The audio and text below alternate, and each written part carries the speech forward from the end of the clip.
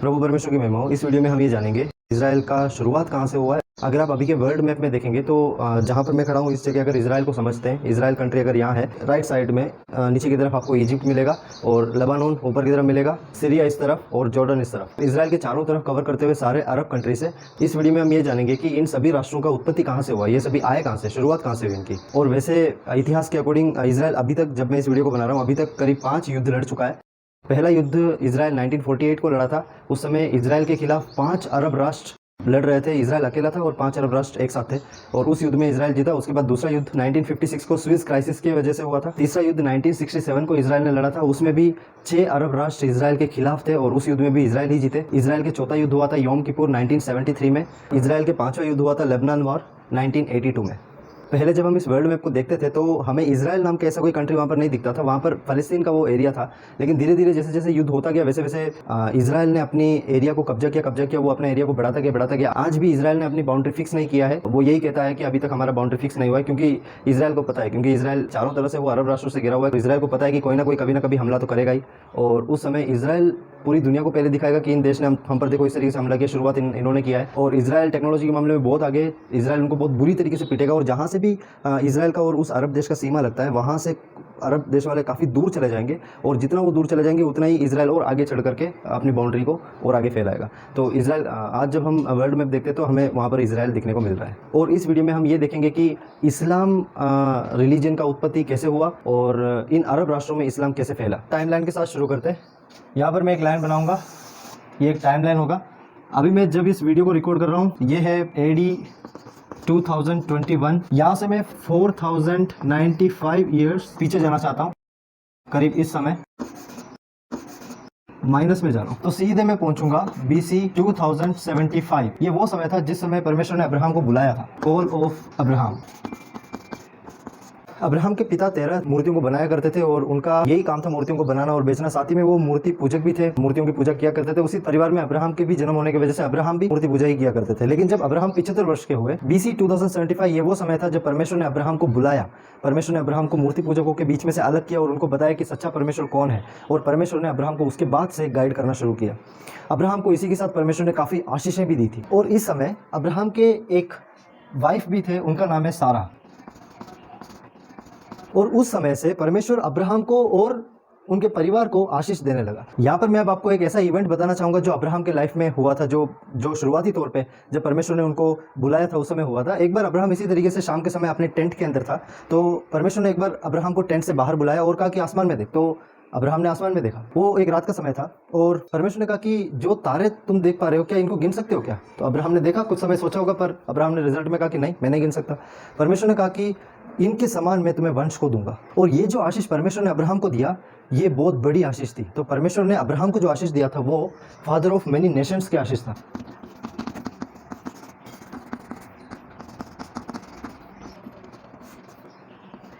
और उसी तरह परमेश्वर ने सारा को भी मदर ऑफ नेशंस की आशीष दी थी।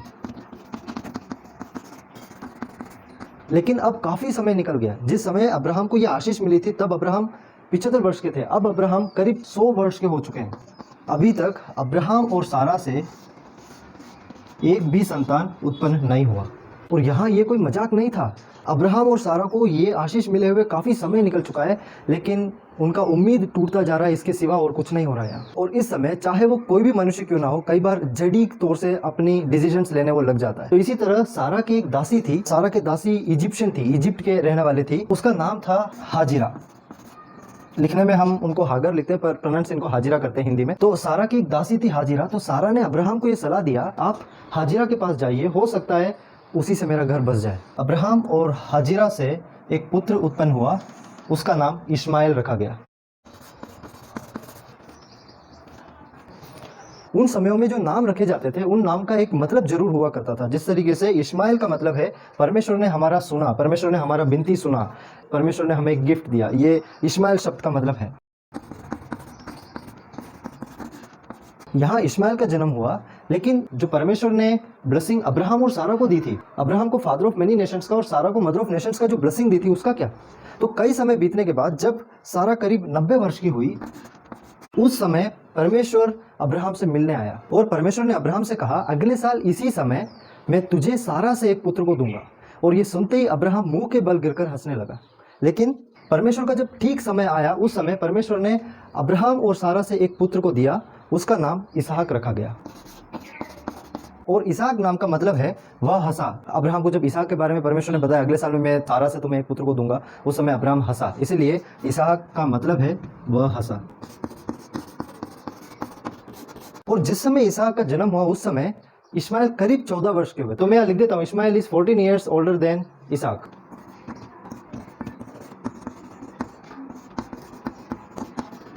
यहाँ पर मैं कुछ चीजें क्लैरिफाई करना चाहता हूँ। इसहाक के जन्म होने से 1 साल पहले परमेश्वर अब्राहम से आकर कहा था कि ठीक 1 साल बाद तुझे मैं सारा से एक पुत्र को दूंगा। उस समय अब्राहम हंसा। वो इसलिए हंसा क्योंकि सारा बांझ थी, सारा का वूम्ब, सारा का गर्भ बंद था। लेकिन परमेश्वर का जब नियुक्त समय आया, उस समय परमेश्वर ने सारा को चंगा किया। और उसी समय अब्राहम ने परमेश्वर से एक विनती भी किया था। अब्राहम ने परमेश्वर से कहा कि इस्माइल आपकी दृष्टि में बना रहे, वही बहुत है। लेकिन परमेश्वर ने जो ब्लेसिंग दी थी अब्राहम को, फादर ऑफ मेनी नेशंस, और सारा को मदर ऑफ नेशंस, उस ब्लेसिंग के आधार पे परमेश्वर का जब ठीक समय आया, उस समय परमेश्वर ने सारा को चंगा किया और अब्राहम और सारा से एक पुत्र को परमेश्वर ने दिया। अब हम चलते हैं और आगे। काफी समय और बीत गया, मतलब इसहाक और इस्माइल थोड़े और बड़े हो गए। उस समय सारा ने ये नोटिस किया कि हाजिरा से जो पुत्र उत्पन्न हुआ था इस्माइल, वो इसहाक का मजाक बना रहा है। हिंदी ट्रांसलेशन में शब्द यूज में लिया गया है, ठट्टा उड़ा रहा है। और इसहाक के माँ होने के नाते ये चीज सारा को बिल्कुल अच्छा नहीं लगा। और इसीलिए सारा ने अब्राहम से कहा, हाजिरा मिस्री को और उसके बेटे इस्माइल को घर से बरबस निकाल दे। घर से जबरदस्ती निकालने के लिए सारा ने अब्राहम से कहा। लेकिन इस्माइल के पिता होने के नाते अब्राहम को यह बात बिल्कुल अच्छी नहीं लगी, इसलिए अब्राहम इस्माइल को इस तरीके से निकालना नहीं चाहते थे। और परमेश्वर ने अब्राहम से कहा, सारा जो कहती है उसे मान। और इस वजह से अब्राहम को हाजिरा और इस्माइल को अपने घर से विदा करना पड़ा। और अब्राहम को यह पता था कि हाजिरा और इस्माइल को काफी दूर का सफर करना अभी बाकी है, कि ताकि वो कहीं जाकर बस जाए। इसलिए अब्राहम ने हाजिरा और इस्माइल के लिए जितने भी खाने का व्यवस्था अब्राहम से हो सका और जितना पानी का व्यवस्था हो सका, वो सब कुछ तैयार करके उनको विदा किया। अब्राहम को ये इच्छा नहीं था पर करना पड़ा। यहाँ मैं एक बार के लिए चाहूंगा कि हम अपने आप को इस्माइल की उस जगह पर रखकर देखें, क्योंकि इस्माइल अपना पुत्र होने का उस स्टेटस को वो खो रहा है, सनशिप को वो खो रहा है। वो हमेशा अपने पिता के साथ रहा करता था, लेकिन अब उसके लाइफ में एक बहुत बड़ा रिजेक्शन फील हो रहा है। वो अपने पिता की उस प्रेजेंस को खो रहा है। तो मैं यहाँ इस तरह लिख देता हूँ, पिता की उस प्रेजेंस को खो रहा है, और दूसरा वो पुत्र होने की उस उपाधि को, उस पदवी को, उस स्टेटस को वो खो रहा है। इस्माइल इस समय काफी बड़ा हो चुका है। 14 साल तो इसका तब था जब इसहाक का बर्थ हुआ था, लेकिन अब ये काफी बड़ा हो चुका है। इस समय इस्माइल काफी कुछ समझ सकता है, काफी कुछ चीजों को ये सोच सकता है, काफी कुछ चीजों को ये फील कर सकता है, और इसके अंदर ये वाला कड़वाहट जरूर होगा। और इस तरह अब्राहम ने हाजिरा और इस्माइल को सारा के कहने पर विदा किया। और यहाँ स्केच में भी मैं उस चीज को दिखाना चाहूंगा। अब हम थोड़ी और आगे बढ़ते हैं। इसहाक के 2 वाइफ्स थे और उनके दासियां भी थी, लेकिन मैं यहाँ पर सिर्फ इसहाक के एक वाइफ का ही नाम लिखना चाहूंगा, रबेका। जिस प्रकार सारा बाँझ थी, उसी प्रकार रबेका भी बाँझ थी। लेकिन परमेश्वर ने चंगा किया और रबेका ने यह पाया कि उसके कोख में 2 लड़के हैं। और अचानक रबेका को एक दिन ये फील हुआ कि उसके कोख में दोनों लड़के आपस में लड़ रहे हैं। तो ये क्या, ये बात हकीकत है? ऐसा कभी हो सकता है क्या? गर्भ के अंदर कोई बच्चा समझ सकता है कुछ? क्या वो लड़ सकता है? और आज के साइंस से ये प्रूफ हो चुका है कि जब बच्चा कोख में रहता है तभी वो समझना शुरू करता है, तभी वो आसपास अपने उस दुनिया को वो समझना शुरू कर चुका होता है। तो रबेका ने एक दिन ये फील किया कि उसके कोख में दोनों बच्चे आपस में लड़ रहे हैं। और रबेका को जब ये फील हुआ कि उसके गर्भ में बच्चे आपस में लड़ रहे हैं, तो रबेका ने इस प्रकार कहा कि अगर मेरी दशा इसी तरह बनी रहेगी तो फिर मैं किस लिए जीऊं? लेकिन रबेका, परमेश्वर का भी इस पर क्या कहना है, परमेश्वर का इस पर क्या डिजायर है, परमेश्वर का क्या इच्छा है, वो भी रबेका जानना चाहती थी। और क्योंकि रबेका वो जानना चाहती थी, परमेश्वर ने रबेका को कुछ पॉइंट्स बताया, कुछ बातें बताया। परमेश्वर ने पहली बात रबेका को ये बताया कि तुम्हारे गर्भ के अंदर अभी 2 जातियां हैं। दूसरी बात यह था 2 राज्य के लोग अलग अलग होंगे। तीसरी बात परमेश्वर ने यह बताया कि बड़ा बेटा छोटे के अधीन होगा। लेकिन उस ट्रेडिशन के अकॉर्डिंग ऐसा कभी हुआ नहीं करता है। उस ट्रेडिशन के अकॉर्डिंग जो ज्येष्ठ पुत्र होता है, जो बड़ा पुत्र होता है, उसके अधीन में छोटे पुत्र रहते हैं। पिता का जो भी अधिकार होता है, पिता का जो भी संपत्ति होता है, वो सारा पहला पुत्र को, ज्येष्ठ पुत्र को मिलता है। लेकिन यहाँ तीसरा पॉइंट जो परमेश्वर रबेका को बता रहे हैं वो यही है कि बड़ा बेटा छोटे के अधीन होगा। यहाँ पर मैं थोड़ी समय रुककर आपको उस समय के ट्रेडिशन के अकॉर्डिंग ज्येष्ठ पुत्र के बारे में कुछ बताना चाहूंगा। जो ज्येष्ठ पुत्र होता है उसको पिता के ब्लेसिंग्स मिलता है, उसको पिता की जितने भी संपत्ति है उस पर उसका पूरा हक होता है। तो इस तरीके से ज्येष्ठ पुत्र जो होते हैं उनको बाकी जितने भी पुत्र हैं घर पर, उनसे ज्यादा महत्व दी जाती है। अब मैं थोड़ा और आगे चलना चाहूंगा। रबेका के दोनों पुत्र का जन्म होता है और उस समय यह देखा जाता है कि सबसे पहला जो पुत्र जन्म होता है उसका रंग थोड़ा सा रेडिश होता है और उसका जो शरीर है वो रोएदार होती है, बालदार, उसके शरीर पूरा रोएदार होती है, इसलिए उसका नाम एसाव रखा जाता है। दोनों ट्विंस थे और दोनों के एक ही साथ जन्म हुआ, तो दूसरा पुत्र के लिए देखा गया कि वो ज्येष्ठ पुत्र के एड़ी को पकड़ रखा था और उसका जन्म अपने ज्येष्ठ पुत्र के एड़ी को पकड़ते हुए ही हुआ, इसलिए उसका नाम रखा गया याकूब।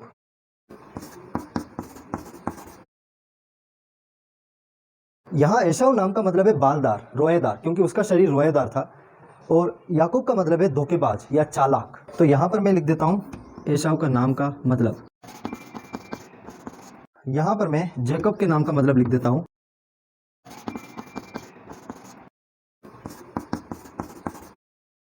अब मैं थोड़ा और आगे बढ़ना चाहता हूँ।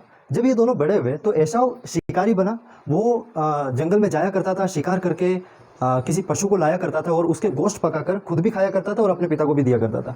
और एसाव के जो पिता थे इसहाक, उनको एसाव जो गोश्त बनाकर लाया करता था वो बहुत पसंद था और इसहाक हमेशा एसाव के साथ दिया करता था। और उसी तरह यहाँ रबेका जैकब का साथ दिया करता था। इसहाक का इतना ज़्यादा कभी भी याकूब से लगाव नहीं था, लेकिन इसहाक का अपने पहला पुत्र ज्येष्ठ पुत्र एसाव से ज़्यादा लगाव था। रबेका हमेशा याकूब के साइड दिया करते थे, कभी भी वो एसाव के साइड नहीं दिया करते थे। तो एसाव शिकारी बना, लेकिन याकूब घर पे ही रहा करता था एक साधारण बालक की तरह। अब मैं यहाँ रुक कर आपको याकूब के कुछ ऐसे इवेंट्स बताना चाहूँगा जिसकी वजह से उसको धोखेबाज या उसको चालाक कहा जाता है। सबसे पहला इवेंट उसी समय जब उसका जन्म हुआ था, उस समय वो अपने ज्येष्ठ पुत्र एसाव के एड़ी को पकड़ते हुए उसका जन्म हुआ था। दूसरा इवेंट मैं आपको बताना चाहूँगा, जब ये टीनेजर्स हो चुके थे उस टाइम पे एसाव शिकार से लौटकर याकूब के पास आया था। याकूब कुछ खाना पका रहा था और एसाव याकूब के पास आकर के वो खाना मांगा। तब याकूब ने कहा कि मैं तुम्हें खाना नहीं दूंगा, लेकिन याकूब ने एक शर्त रखा, अगर तुम मुझे तुम्हारे ज्येष्ठ पुत्र का जो अधिकार है वो मुझे दोगे तो मैं तुम्हें खाना दूंगा। और एसाव को उस समय ज्येष्ठ पुत्र का कोई इतना वैल्यू नहीं पता था याकूब को, लेकिन उन सभी चीज़ों का ग्राही था, उसको इन सभी चीज़ों का ध्यान था। तो एसाव ने कहा ठीक है, ले ले ज्येष्ठ पुत्र का अधिकार, तू लेना तू रख ले, मेरे को भी खाना दे। इस तरह एसाव ने अपने ज्येष्ठ पुत्र के उस स्टेटस को, उस अधिकार को तुच्छ जानकर याकूब को दे दिया। तो यहाँ अक्सर हमारे दिमाग में एक सवाल आ सकता है, यहाँ अगर एसाव ने याकूब को ज्येष्ठ पुत्र का अधिकार बोलकर दे दिया तो क्या हो गया, वो दे दिया। तो हकीकत यह है कि हमारे वाक्यों में ही अधिकार रहता है। कोई किसी को आशीष देता है, कोई किसी को अनुग्रह देता है, कोई किसी को जब श्राप देता है तब वो बोलकर ही दिया जाता है। इसमें मेरे ख्याल से कोई कॉन्ट्रैक्ट साइनिंग का अलग से जरूरत नहीं है। अब मैं आपको याकूब का वो तीसरा इवेंट बताना चाहूँगा। इस समय इसहाक काफ़ी बूढ़ा हो चुका था। इस समय इसहाक के आंखों की रोशनी जा चुकी थी। इस समय इसहाक अपने पुत्रों को छूकर और उनके आवाज़ से और उनके महक से, उनके स्मेल से उनको पहचानते थे कि कौन एसाव है और कौन याकूब है।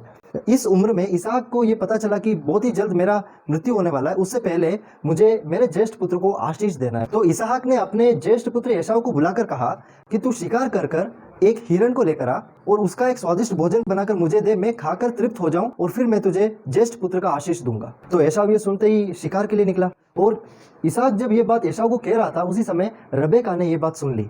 रबेका क्या चाहते थे? रबेका ये चाहते थे कि दूसरे जो पुत्र है याकूब, उसको ये आशीष मिले। इसलिए रबेका ने एक अच्छा प्लान भी बताया याकूब को। याकूब को अपने पास बुलाया और कहा कि मैंने सुना इसहाक ने इस तरीके से एसाव को कहा है कि वो एसाव को आशीष देने वाला है। रबेका ने याकूब को कहा कि तू बकरियों के पास जा और अच्छे 2 बकरियों के बच्चों को लेकर आ, मैं उसे पकाकर तुझे दूंगी और तू उसे अपने पिता के पास लेके जाना और जब वे खाकर तृप्त हो जाएंगे तब वे तुझे आशीष देंगे। यहाँ पर याकूब का कॉन्फिडेंस इतना ज्यादा नहीं था, क्योंकि याकूब ने अपने माँ को वापस बताया कि नहीं, मैं अगर अपने पिता इसहाक के पास जाऊंगा तो वो मुझे पहचान लेंगे कि मैं एसाव नहीं हूं, मैं याकूब हूं। इसलिए रबेका ने एसाव के कपड़ों में से एक अच्छा कपड़ा निकाला और याकूब को पहना दिया और याकूब के हाथ में और याकूब के गले में जो बकरी के जो चमड़ी था वो ही लपेट दिया और खाना पका करके दे भेजा। और साथ ही साथ रबेका ने याकूब को ये भी कहा कि अगर पिता से तुम्हें कोई श्राप मिले तो वो मेरे ही ऊपर आने दे। और इस बात पर रबेका ने जिस प्रकार कहा उस प्रकार याकूब इसहाक के पास जाता है और अपने पिता को कहता है कि मैं आ चुका हूँ। तब इसहाक याकूब से पूछते हैं, क्या तुम्हारा आवाज तो याकूब जैसा है, तुम पास आओ और उसको छू कर देखते हैं। तब पता चलता है नहीं, तुम्हारा शरीर तो एसाव की तरह है। और इसहाक याकूब से पूछता है कि तुम्हें इतना जल्दी मिल गया? तो याकूब अपने पिता से कहते हैं, हाँ, मेरे जाति परमेश्वर ने मेरे शिकार को मेरे सामने ही दे दिया और इसलिए मैं जल्दी ला पाया। इसहाक ने याकूब से कहा, मेरे पास आ और मुझे चूम। और उस समय याकूब पास गए और अपने पिता को चूमा और इसहाक ने याकूब को स्मेल किया। तब इसहाक को अपने ज्येष्ठ पुत्र एसाव का ही स्मेल आ रहा था, क्योंकि याकूब ने अपने शरीर में एसाव का ही एक कपड़ा पहना हुआ था। तो अगर मैं इसको थोड़ा शॉर्ट करके बताऊं, तब इसहाक ने वो खाना खाया, तृप्त हुआ और अपने पुत्र याकूब को ज्येष्ठ पुत्र का अनुग्रह दे दिया। और जैसे ही कुछ समय बीता तब एसाव वहां अपने शिकार को लेकर पहुंचा, उसको पकाकर पिता के पास ले गया ताकि पिता उसे खाकर तृप्त हो और आशीष दे। लेकिन जैसे ही पिता के पास एसाव गया तो पिता इसहाक ने एसाव से पूछा, तू कौन है? एसाव ने कहा, मैं एसाव हूँ। तब इसहाक ने कहा, तो पहले आया था वो कौन था? और तब पता चल गया कि पहले जो आया वो कौन था, इसीलिए उसका नाम याकूब रखा गया था, पहले से ही धोखेबाज या चालाक। उसके बाद इतिहास के अनुसार एसाव याकूब को ढूंढने लगा जान से मारने के लिए, और ये चीज रबेका समझ गई और इसीलिए रबेका ने याकूब को लाबान नाम के एक व्यक्ति के पास भेज दिया कि ताकि कुछ समय वहां रहे। और रबेका ने याकूब से कहा, जैसे ही एसाव का गुस्सा यहाँ शांत हो जाए मैं तुम्हें बुलावा भेजूंगी।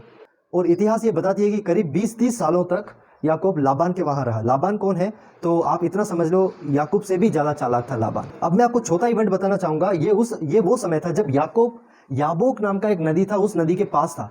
तो याबोक नाम उस नदी के पास याकूब शाम को विश्राम कर रहे थे, और कुछ देर जब रात हुई तो इतनी अंधियारे में कोई एक आदमी आया और याकूब के साथ रेसलिंग करने लगा, कुश्ती करने लगा। याकूब को भी समझ में नहीं आया कि ये कौन है, पर याकूब छोड़ेगा क्या? याकूब तो रेसलिंग शुरू कहाँ से किया है? तो याकूब तो छोड़ने वाला नहीं है। याकूब भी रेसलिंग करने चालू कर दिया। रेसलिंग करते करते दिन निकलने वाला था, तब तक ये लोग आपस में रेसलिंग किए। जो याकूब से रेसलिंग कर रहा था वो परमेश्वर खुद था। परमेश्वर खुद याकूब से यहाँ रेसलिंग कर रहे थे। वैसे परमेश्वर ने अपनी पूरी एटर्नल सोर्स को लेकर के नहीं आया रेसलिंग करने के। परमेश्वर यहाँ एक साधारण मनुष्य की तरह भी रेसलिंग कर रहे थे। और यहाँ जैसे याकूब को पता चला कि मुझसे जो गुस्से लड़ रहा है वो परमेश्वर है, तो फिर याकूब छोड़ा भी नहीं। उस समय परमेश्वर ने याकूब से कहा कि अभी बोर निकल रहा है, मुझे छोड़। लेकिन याकूब ने कहा कि मुझे आशीष जब तक नहीं दोगे तब तक मैं नहीं छोड़ूंगा। यहाँ भी याकूब आशीष और अनुग्रह के लिए परमेश्वर से भी लड़ रहा है। और जब परमेश्वर को यह लगा कि याकूब नहीं छोड़ने वाला है, उस टाइम परमेश्वर ने याकूब के जांघ के एक नस को छुआ, जिसके वजह से याकूब के उस जांघ के नस चढ़ गया और वो रेसलिंग नहीं कर पाया आगे। पर फिर भी परमेश्वर ने याकूब को और आशीष दिया, और उस समय परमेश्वर ने याकूब का नाम बदल कर उसका नाम इजराइल रखा। यहाँ पर मैं लिख देता हूँ, इजराइल। परमेश्वर ने याकूब का ही नाम बदलकर इजराइल रखा गया, और इजराइल नाम का मतलब है परमेश्वर से गुस्सी लड़ा।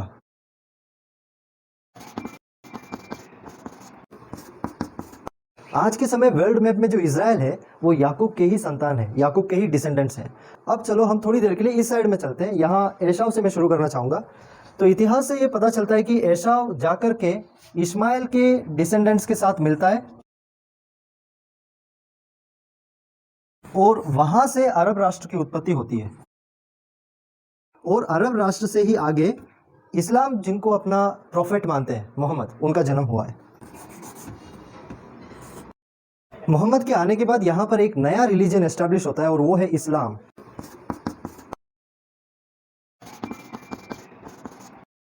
और उनका गॉड है अल्लाह।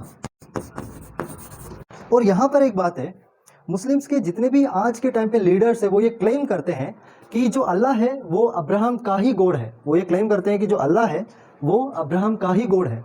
लेकिन ये बात मैं आप पर छोड़ूंगा। ये बात क्या सही है या गलत, वो तो मैं आप पर ही छोड़ना चाहूंगा। लेकिन उससे पहले एक चीज मैं बताना चाहूंगा। कुरान के अंदर के 2 वर्सेस मैं यहाँ पर आपको बताना चाहूंगा। पहला वर्स है सूरा चैप्टर 6 वर्स 101, और दूसरा वर्स है सूरा चैप्टर 112 वर्स 3। इन दोनों ही वर्स में ये लिखा गया है, अल्लाह किसी का भी पिता नहीं है।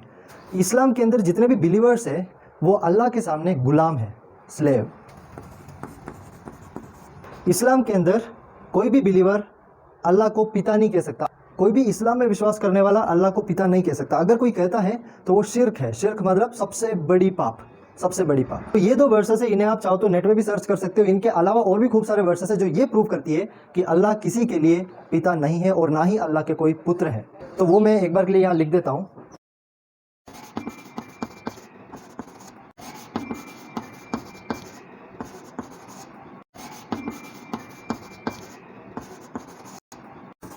लेकिन अब्राहम के जो परमेश्वर है, जिन परमेश्वर के बारे में मैं शुरुआत से बात करता आ रहा हूँ, अब्राहम के जो परमेश्वर है उनके केस में ऐसा बिल्कुल नहीं है। यहाँ के लिए भी मैं 2-3 वर्स आपको बताना चाहूँगा।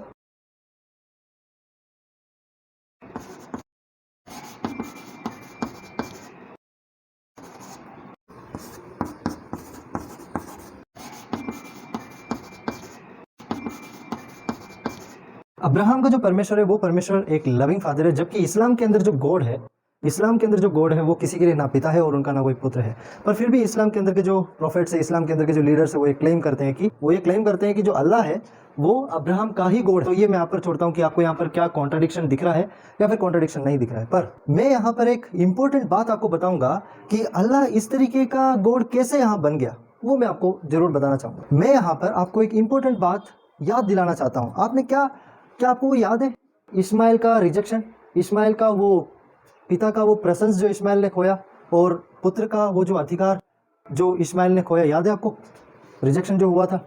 उसके बाद एक बार एसाव के बारे में सोचो। एसाव को जो ज्येष्ठ पुत्र का अधिकार मिलना था वो क्या मिल पाया या फिर वो एसाव से छीना गया? तो इस साइड का जो जनरेशन बन रहा है उसमें एक तो इस्माइल जो अपना पुत्रत्व को त्यागा, दूसरा एसाव जिसको अपना ज्येष्ठ पुत्र का अधिकार नहीं मिला, ये जाकर के एक रिलीजन का यहाँ पर रूप ले लिया।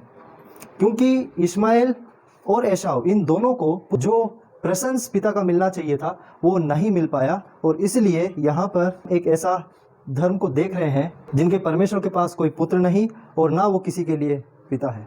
धन्यवाद।